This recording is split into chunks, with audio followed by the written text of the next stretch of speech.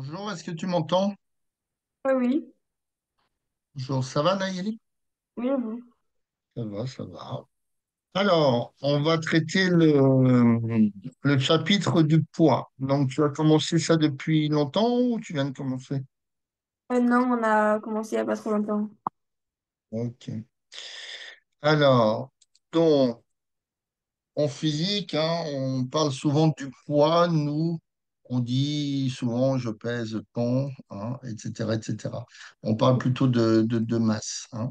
Donc, le poids est défini sous la forme P égale m fois g, la masse fois l'accélération de la pesanteur, hein. Donc, le poids, ce sont des newtons, la masse, c'est en kilos, et le g, l'accélération de la pesanteur, c'est des newtons par kilo, ou des newtons kilo moins un. Oui, OK.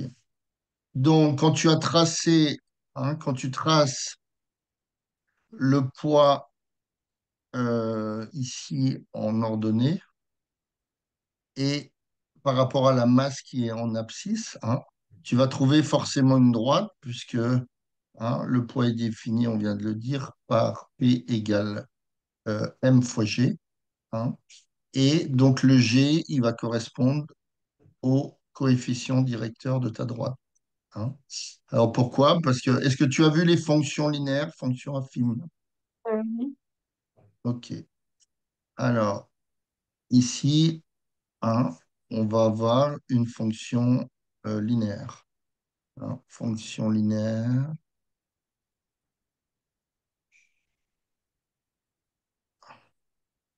Alors, comment on voit qu'on a une fonction linéaire? Bah déjà, la première chose qu'on voit, c'est qu'elle passe par l'origine du repère, hein. Donc, ça, c'est toutes les fonctions linéaires de type donc y égale à x. D'accord? oui, Donc, on peut assimiler bah, le x ici à la masse d'un objet, le y à son poids et le a qui correspond à l'accélération de la pesanteur sur Terre qui vaut à peu près 9. En général, on la prend 9,80. oui, Des fois, dans les exercices, ils donnent 10, hein, mais c'est plus 9,80. oui, oui, nous on l'a dit. OK. Alors, donc, comment on calcule? Donc là, tu as... Donc ça, si vous avez fait ça avec... C'est un prof ou une prof? Un, Un prof. OK. Donc, hein, ça représentait bien une droite, hein, qui correspondait à une fonction linéaire. Et après, dans le deuxièmement, on donnait la valeur du coefficient de proportionnalité, hein, le coefficient directeur, qui passe de la masse d'un objet à la valeur de son poids, hein. Donc, tu trouves 10. Est-ce que vous avez vu comment on le calculait graphiquement? Enfin, comment on pouvait le calculer par le calcul plutôt? oui, je crois. Ok. Alors, euh, ça marche pas. Qu'est-ce qui se passe? Ouais, c'est bien. Hein, donc, le coefficient directeur A,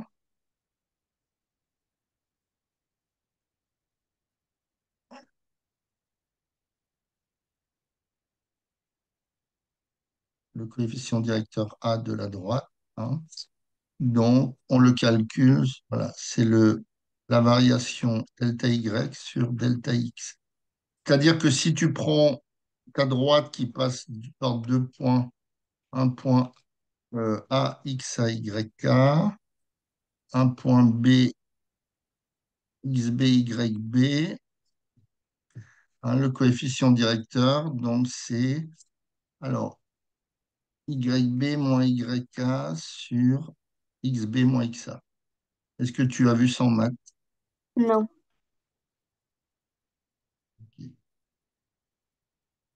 Hein, donc ça, c'est la valeur du coefficient directeur. Donc si on regarde, ben, on peut prendre... ici. on peut prendre, comment dire, bah, 2 points sur la droite. Par exemple, euh, celui-là, le point 0,3 et, non, c'est quoi? 0,2 et 2, hein.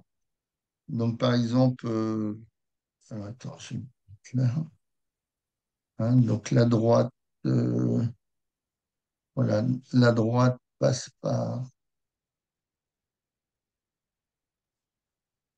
la droite passe par, alors on peut les appeler ce qu'on veut, hein. A, par exemple.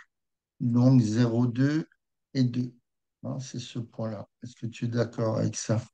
Oui, 0,2 et 2, hein, et on peut prendre le point 0,3 et 3. Donc ce point-là, par exemple. 0,3 et 3. Donc on va l'appeler B. 0,3 et 3. OK. Donc si je calcule mon coefficient directeur, hein, A, donc on a dit que c'était la variation des Y sur la variation des X. Donc, mon YB, c'est 3, hein. Donc, on va dire YB comme tout à l'heure, moins YA sur XB moins XA. Donc, ça fait 3, hein. L'ordonnée de B, c'est bien 3. Moins oui, l'ordonnée de A, c'est 2 sur. Donc, l'abscisse de B fait 0,3 et l'abscisse de A, 0,2, hein. Donc, ça fait 1 sur 0,1, hein. Donc, quand on divise par 0,1, c'est comme si 1, on peut essayer de le faire à la machine, à la calculatrice, c'est comme si on divisait, on multipliait par 10. Donc, c'est pour ça qu'on arrive à trouver le coefficient directeur de 10, hein. Donc, il est assimilé à 10, hein, mais tu trouveras dans les exercices plus du 9,81.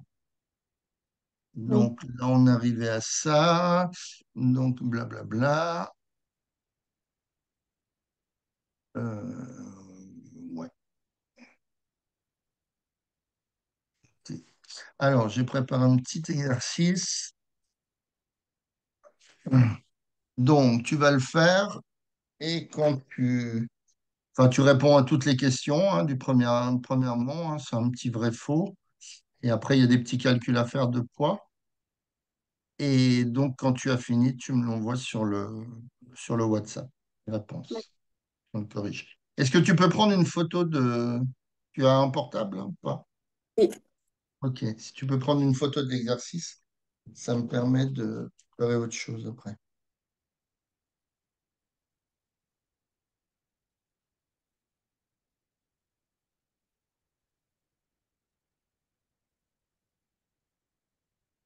c'est bon. Merci.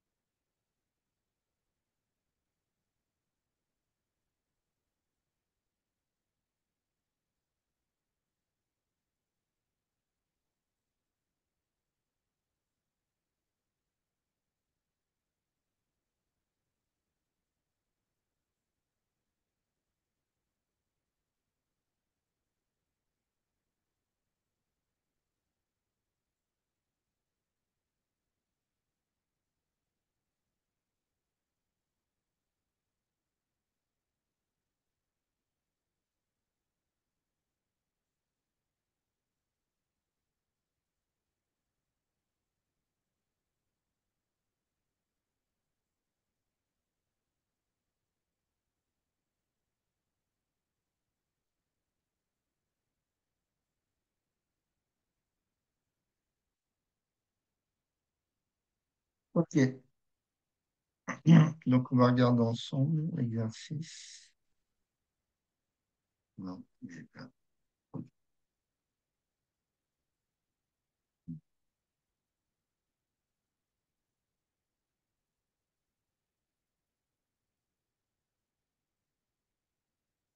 Ça, j'en ai mon stylo. Stylo.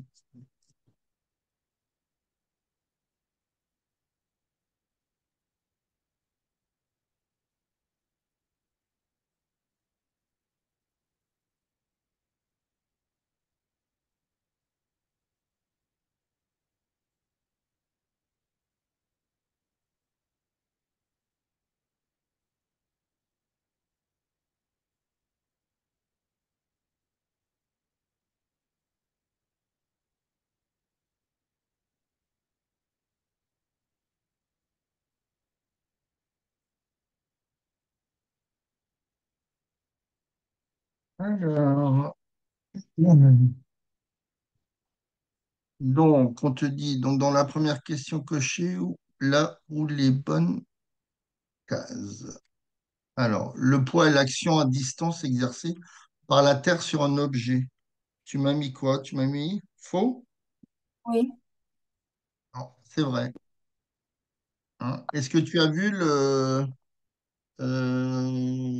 l'attraction gravitationnelle entre, par exemple, la Terre et la Lune? Est-ce que tu as fait ce chapitre-là? non, je crois pas. T'as pas fait. OK. Hein. Donc, quand tu as, par exemple, deux planètes, style la Terre et la Lune, hein, donc, là, il y a le centre de la Terre et là, il y a le centre de la Lune. Voilà. Tu as deux forces qui sont exercées. Hein. Ici, tu as la force qu'exerce la Terre sur la Lune. D'accord? Et ici, tu as la force. Alors, je ne veux pas rentrer dans le détail. Hein. Oui, Donc, elles ont la même intensité. Hein. Donc, là, tu as la force qu'exerce la Lune sur la Terre. D'accord? Et dès l'instant, donc, c'est ce qu'on appelle la force gravitationnelle. Tu verras ça normalement cette année. Et dès l'instant que tu as un objet qui est au niveau de la surface de la Terre, hein, donc le poids, il va correspondre à la force gravitationnelle. Donc ici, tu as le poids. Hein, et là, tu as le centre de la Terre, par exemple.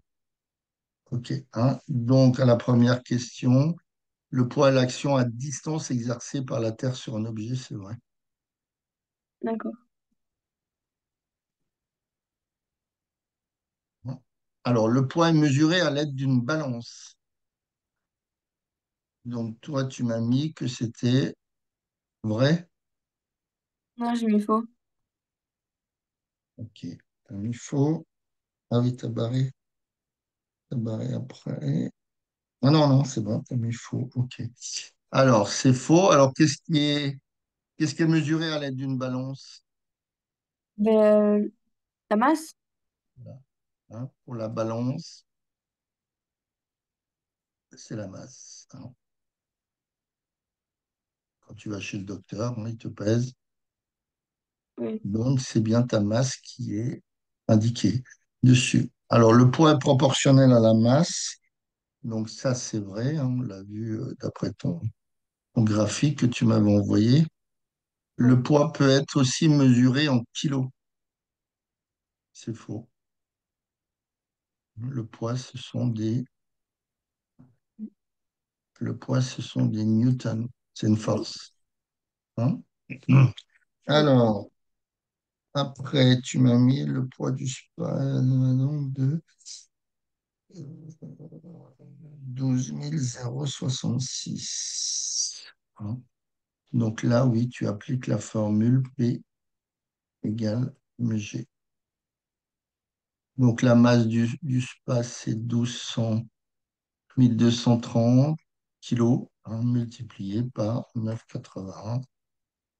oui, Donc, bon, je ne vérifie pas, hein, c'est 12 066 newtons. oui. Alors, est-ce qu'elle peut installer le spa? Donc, on va pouvoir installer son spa sur la terrasse. Voilà, garde est inférieur à 15 000 newtons. Hein, donc, on a Oui, le poids du spa qui est plus petit que 15 000 newtons.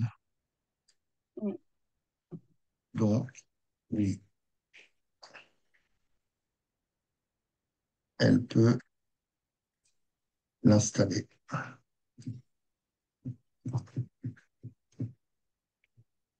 sur la terrasse.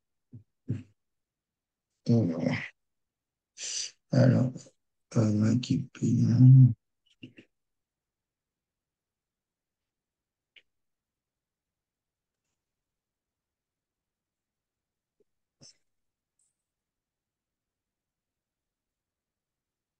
Ok, c'est bien. Alors, dans l'autre exercice, on peut le faire ensemble si tu veux.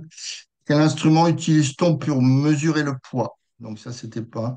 Hein, donc le cartable de pierre a une masse égale à 6 kilos. Quel instrument utilise-t-on pour mesurer le poids? Est-ce que tu as vu avec le prof? Euh, non, je crois pas. Ça s'appelle un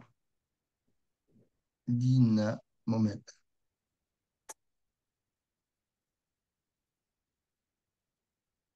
Alors, quelle valeur indique-t-il? L'intensité de la pesanteur sur la Terre est de 10 newtons par kilo.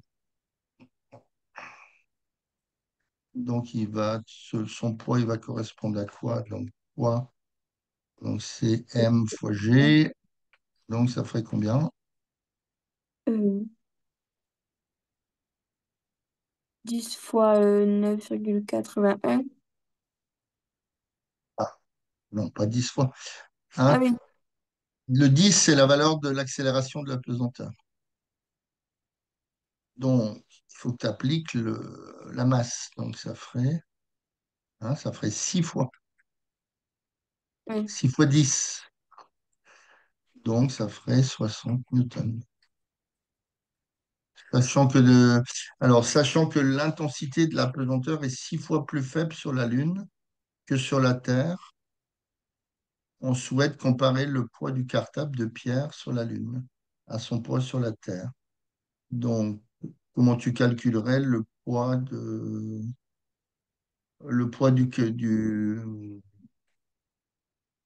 du cartable sur la Lune? Donc, on va l'appeler P'. Hein, on c'est plus divise par 6 du coup. pas compris, pardon. On divise par 6. Voilà. Hein, donc, on va appliquer la formule G'. On va l'appeler G' au lieu de l'appeler G, puisque ce n'est pas la même valeur de l'intensité. Donc, multiplié par la masse. Hein. Attends, on va le mettre dans le même sens, ça sera plus simple. Un seul.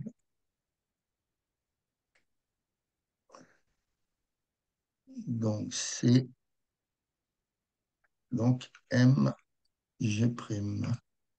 Donc, ça serait, d'après l'énoncé, c'est G', c'est G sur 6. D'accord? Donc, ça ferait 60 sur 6. Donc, ça ferait 10 newtons. Donc, comparer le poids du cartable de Pierre sur la Lune à son poids sur la Terre. Donc, P', il est comment par rapport à P?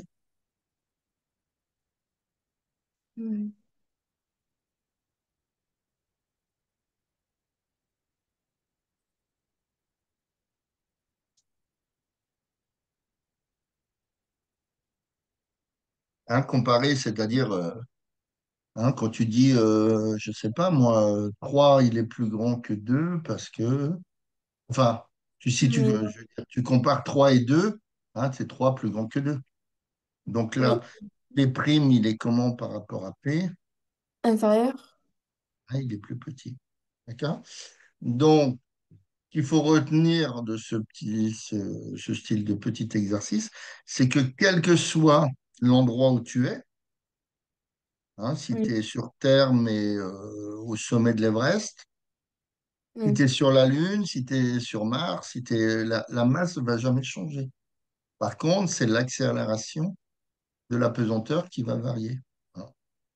C'est pour ça que, je sais pas si tu as déjà regardé des reportages sur des cosmonautes dans les fusées. Bon, bah, ils ont l'impression de flotter ou tu as le tube de dentifrice qui flotte dans Ah la oui, fusée. Hein. Pourquoi? oui, Parce que l'accélération de la pesanteur est beaucoup moins forte. Donc, il y a moins tendance à ce que euh, le, le- le tube de dentifrice, hein, il soit attiré par la Terre, quoi. oui, Par, enfin, voilà. Hein. Hein, quand tu as un objet que tu as en main, tu as en main une balle, si tu la lâches, boum, elle tombe sur le sol. Hein. C'est comme ça. C'est dû à l'accélération de la pesanteur. oui. Ok. Alors.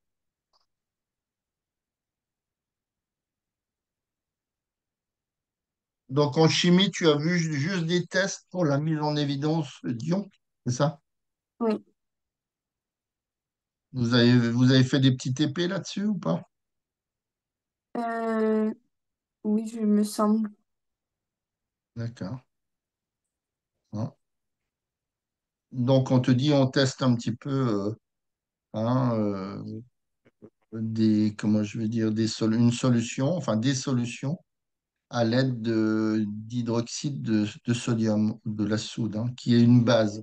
Donc est-ce que tu as vu la notion de pH euh, en troisième là déjà ou pas? Non, Pour reconnaître si c'est un acide ou une base. Non, t'as pas vu. Hein, non, donc non, pardon, que tu affaire à un acide ou une base, hein, non, il y a des protections à prendre. Hein, je veux dire utiliser des gants, oui, des lunettes, parce que si tu as par exemple un acide qui trisse quand tu fais une manipulation, ça te oui, trisse dans l'œil, je te cause pas, quoi, hein, c'est pas bon. Hein. Et donc oui, une blouse, enfin, etc. Donc, tu as des méthodes pour détecter des différents ions. Hein. Donc, le cuivre, le Cu2+, oui, hein, si tu mets de la soude hein, dans la solution, donc le précipité devient bleu. oui. Je n'ai pas trouvé d'exercice là-dessus, il faudrait que je regarde. Après, tu as pareil, c'est toujours de la soude. Précipité devient vert, donc c'est des ions fer 2, Fe2+. D'accord? D'accord. Après, tu as toujours avec de la soude, précipité orange. Alors, je lis pas bien. Présence des ions Fer3, c'est ça? Là, je vois pas trop. 8 plus. Hein, c'est ce que tu m'as envoyé, Fe3+. Fe3+, ok. Et le dernier, donc, toujours avec de la soude. Quand tu as un précipité blanc, tu mets en évidence des ions Zn2+. Alors, vous avez fait les notions d'atomes, d'ions en Oui, troisième. oui, Hein. Donc, pour revenir sur un petit peu là-dessus, hein, quand tu as, pour l'atome, hein, donc tu as un noyau. À l'intérieur du noyau, tu as des protons. Alors, j'en oui, dessine trois, hein, je peux en dessiner plus. Donc, pardon, ici, tu as les protons. Euh, et tu as aussi des neutrons. Donc, on va en mettre quatre, par exemple. Des neutrons. Hein. Donc, les deux là, ensemble, ce sont ce qu'on appelle des nucléons. Tu as vu ça? oui, Voilà, ce sont des nucléons. Donc, ça, c'est l'atome.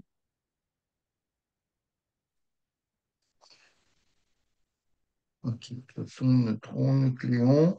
Donc, comment je veux dire, ton atome, on va l'appeler X parce qu'on ne sait pas ce que c'est. Hein? on le reconnaît par son A et son Z, hein. Le Z est le nombre de protons.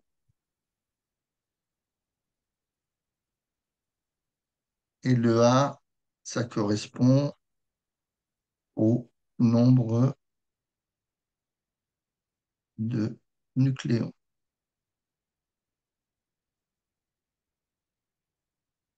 OK?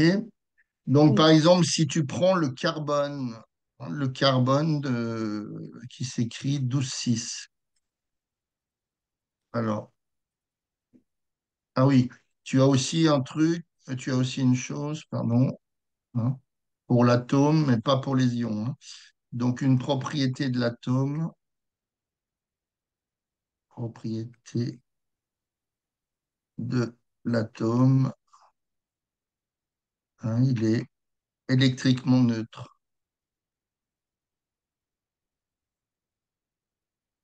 Il est électriquement neutre. Donc, ça veut dire quoi? Ça veut dire que tu auras toujours autant d'électrons que de protons. Mais ça, juste pour l'atome, hein. D'accord. Alors, donc les protons, ils ont une charge comment, selon toi? Positive, négative, neutre? Positif, Voilà, ils ont une charge plus. Les électrons, ils ont une négatif, charge négative. Et les neutrons, eh neutre. ben, comme son nom l'indique, hein, la charge est nulle. Donc finalement, la charge du noyau, ben, elle vient juste de, de la charge enfin, des protons. Hmm. D'accord? Donc si je prends par exemple le carbone 12C12,6, donc on pourrait dire qu'il a combien de protons celui-là? Euh,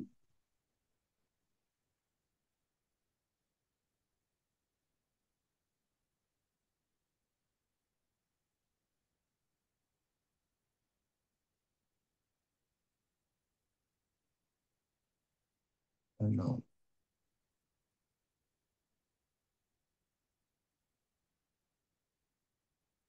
hein, d'après ce que j'ai mis en dessous, hein, quand je prends un élément X, hein, qu'on ne connaît pas, grand X, à Z, le Z, c'est le nombre de protons, la lettre du bas, en bas à hmm. gauche. Donc, le carbone, il aurait combien de protons? Hein? Ici, Z vaut combien? 6. Donc, il a 6 protons. Donc, vu la propriété d'électroneutralité, il aurait combien d'électrons?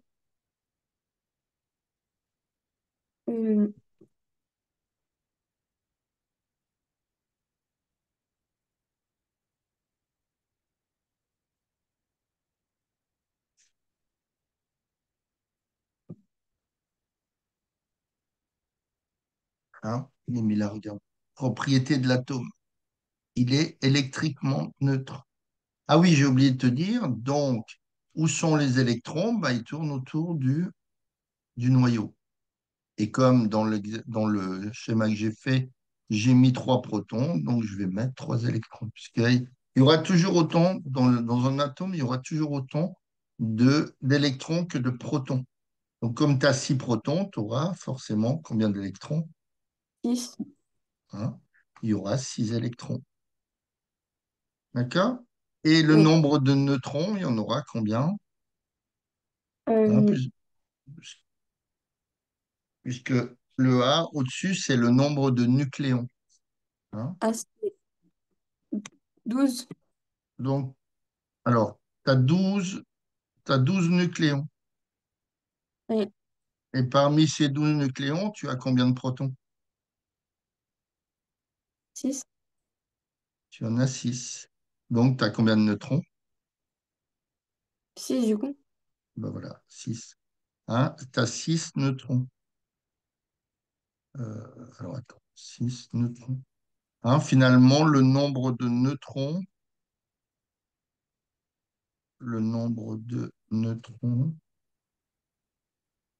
hein, ça correspond à A moins Z. Hein. Oui. C'est le total des nucléons moins le nombre de protons. Et là, tu trouves le nombre de neutrons. Donc, voilà ce qu'on peut dire d'un atome. Alors, pour revenir à la mise en évidence de d'ions, hein, donc tu as deux types d'ions. Hein, deux types d'ions. Alors, tu as les cations. Alors, ils sont chargés comment ceux-là? Ils sont chargés positivement ou Oui, négativement? positivement. Ils sont chargés positivement. Et les anions, ceux-là, ils sont chargés Négativement. négativement.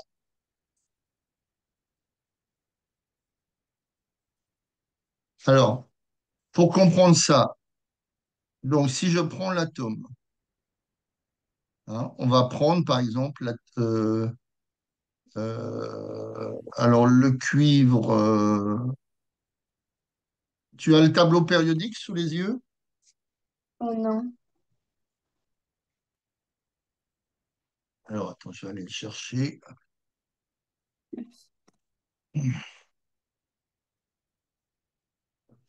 Donc, tableau périodique.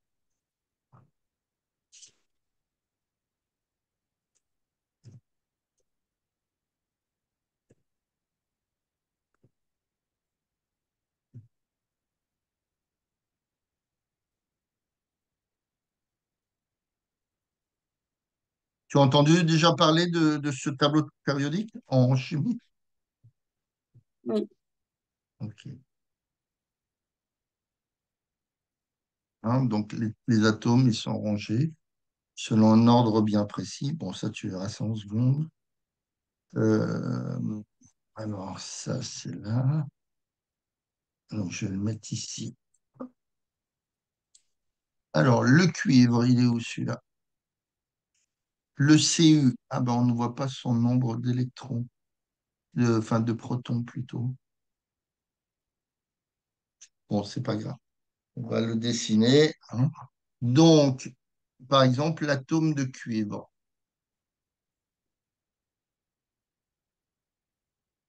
L'atome de cuivre.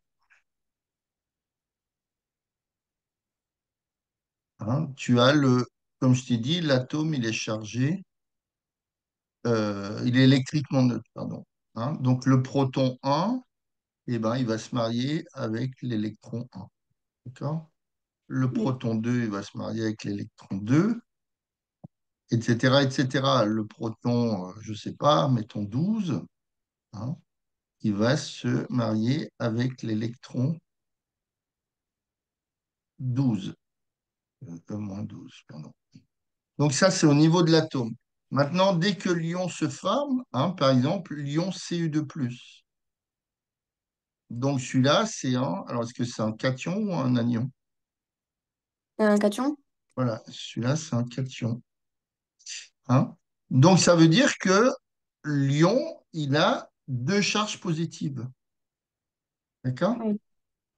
C'est-à-dire que ben, il y a deux électrons finalement. Hein.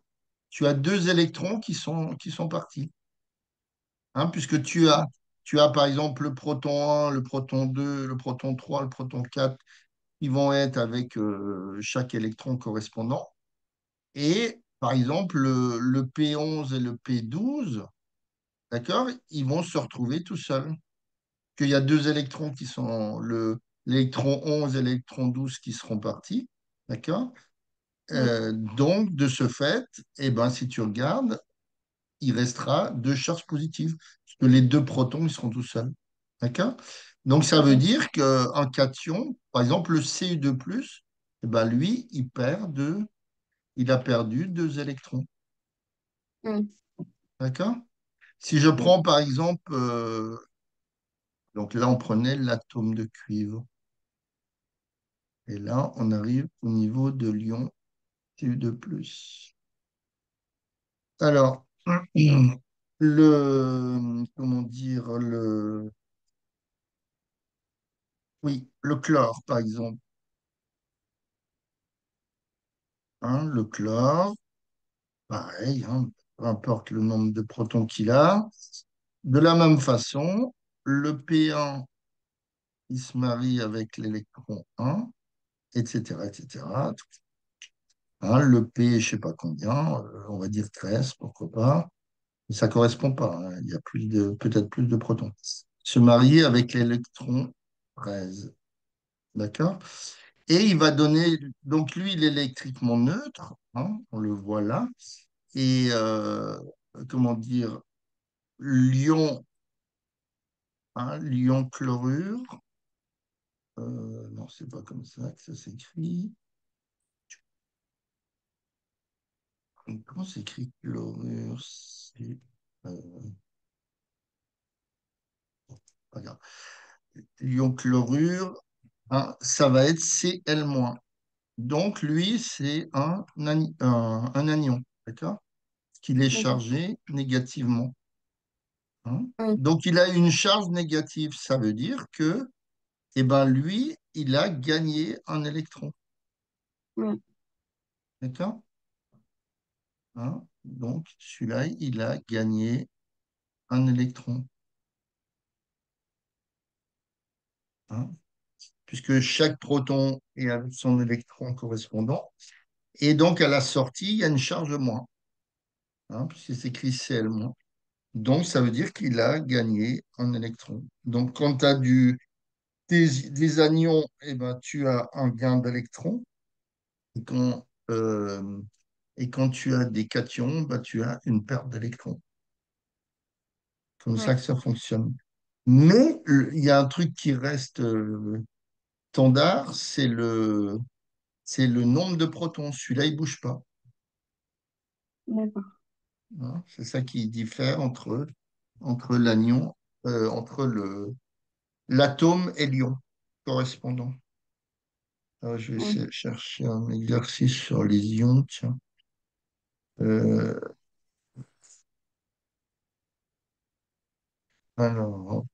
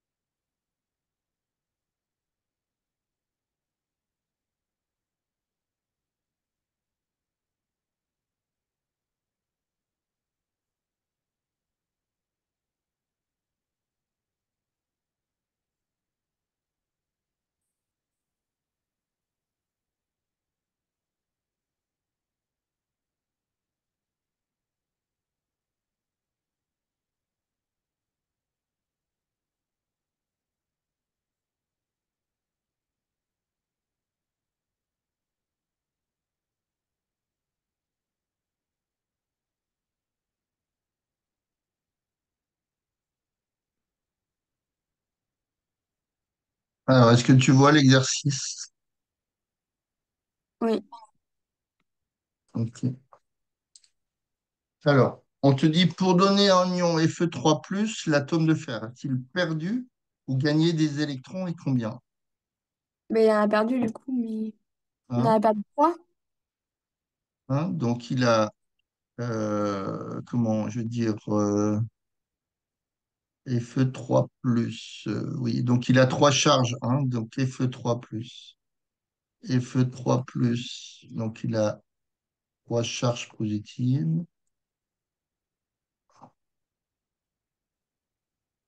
Donc ça veut dire qu'il y a il y a trois des protons du fer bah, qui sont isolés, puisque hein, Oui. il a perdu, donc il a perdu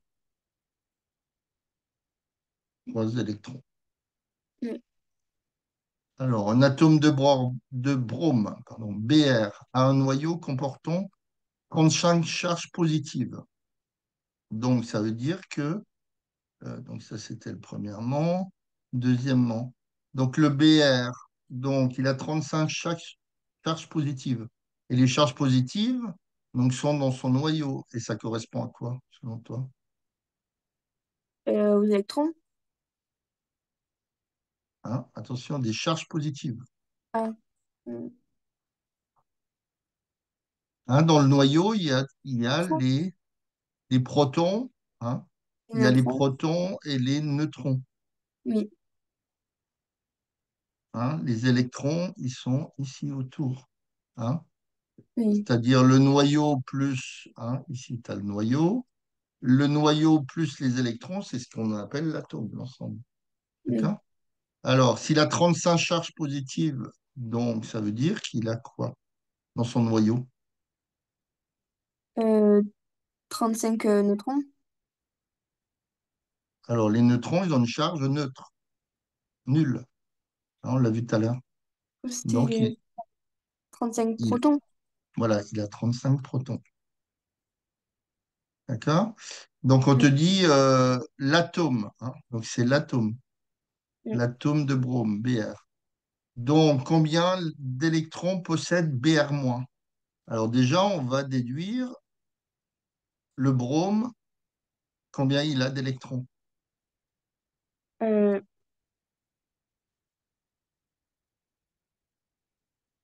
Hein, l'atome.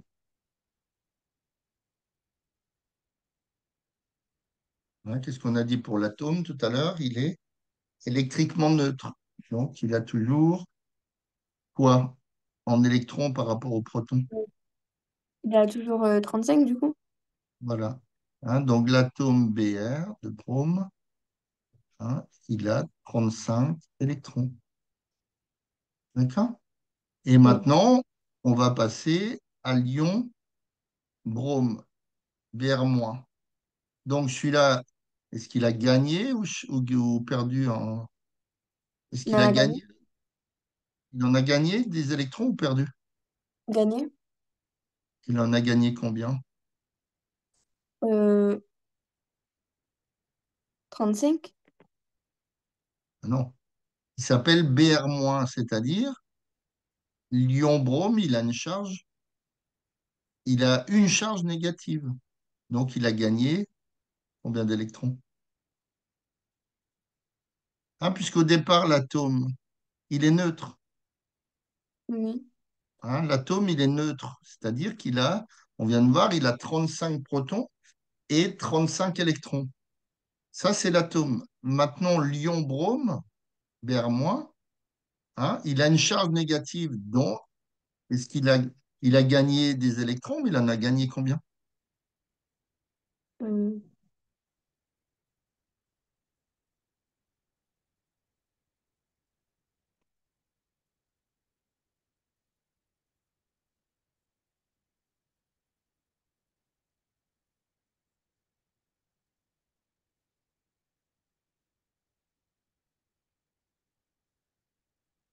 Regarde, tout à l'heure, tu m'as dit Fe3+, il avait trois charges positives, donc il avait perdu trois électrons.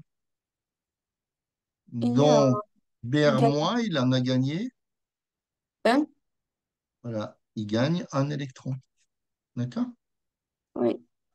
Alors, troisièmement, on arrêtera là. L'atome de fluor, donc, alors, hein, F, c'est du fluor. Donc, ça sera toujours un atome hein, où il y a une seule lettre, comme le carbone, le fer. Ce sera toujours un F majuscule. Si tu passes au fer, pour le différencier, donc c'est Fe. Et la deuxième lettre, elle sera toujours minuscule. D'accord? D'accord. Donc celui-là, il a 9 électrons. Oui. D'accord? Donc l'ion fluorure possède un électron de plus que l'atome de fluor. Alors, hein, on te dit l'ion fluorure possède un électron de plus que l'atome de fluor. Alors, on va déjà regarder l'atome de fluor, il en a combien? Il en a 9, on vient de te le dire. Donc l'autre, il en possède un de plus, donc il en a combien? 10. Hein, donc, comment? L'ion fluorure,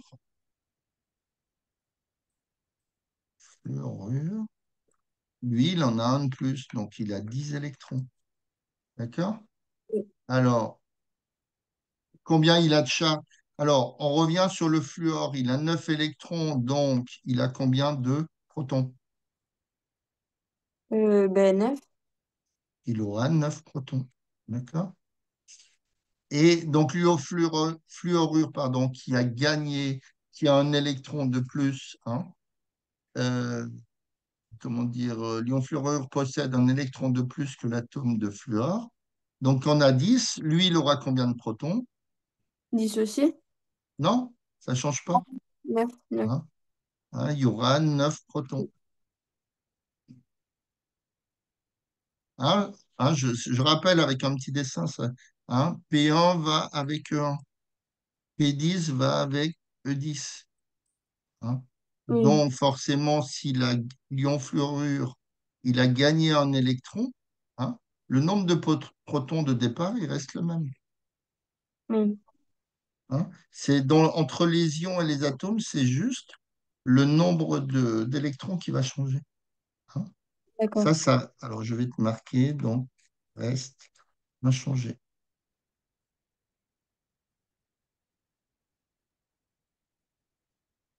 Alors, bon, ben, je te mettrai donc, je vais t'envoyer le fichier un peu plus tard parce que j'ai un cours là. Et comment dire? Je te mettrai la correction de la question 4 aussi. OK. D'accord. Donc, ouais, c'est pas mal. OK. Allez, bonne soirée. Au revoir. Bonne journée.